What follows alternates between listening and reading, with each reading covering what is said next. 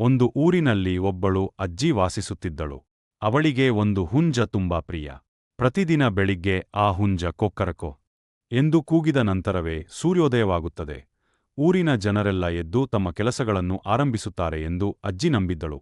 ನನ್ನ ಹುಂಜ ಕೂಗದಿದ್ದರೆ ಈ ಊರಿಗೆ ಬೆಳಕು ಬರುವುದಿಲ್ಲ ಎಂದು ಅವಳು ಎಲ್ಲರ ಮುಂದೆ ಹೆಮ್ಮೆಯಿಂದ ಹೇಳುತ್ತಿದ್ದಳು.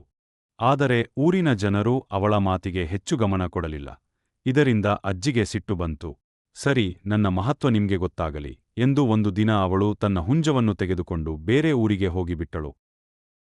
ಅವಳ ಮನಸ್ಸಿನಲ್ಲಿ ಒಂದು ದೊಡ್ಡ ನಿರೀಕ್ಷೆ, ನಾಳೆ ನನ್ನ ಹುಂಜ ಕೂಗದೇ ಇದ್ದರೆ ಆ ಊರಿನ ಜನರೆಲ್ಲ ನಿದ್ದೆಯಲ್ಲೇ ಇರುತ್ತಾರೆ. ಆಗ ನನ್ನ ಬೆಲೆ ಅವರಿಗೆ ಗೊತ್ತಾಗುತ್ತದೆ ಎಂದುಕೊಂಡಳು. ಮರುದಿನ ಬೆಳಿಗ್ಗೆ ಅಜ್ಜಿ ದೂರದಿಂದ ತನ್ನ ಹಳೆಯ ಊರನ್ನು ನೋಡಲು ಬಂದಳು. ಆದರೆ ಆಶ್ಚರ್ಯ! ಊರಿನ ಜನರು ಎಂದಿನಂತೆ ಬೇಗ ಎದ್ದು ತಮ್ಮ ಕೆಲಸಗಳಲ್ಲಿ ತೊಡಗಿಕೊಂಡಿದ್ದರು. ರೈತರು ಹೊಲಕ್ಕೆ ಹೋಗಿದ್ದರು. ಮಕ್ಕಳು ಶಾಲೆಗೆ ಸಿದ್ಧವಾಗುತ್ತಿದ್ದರು.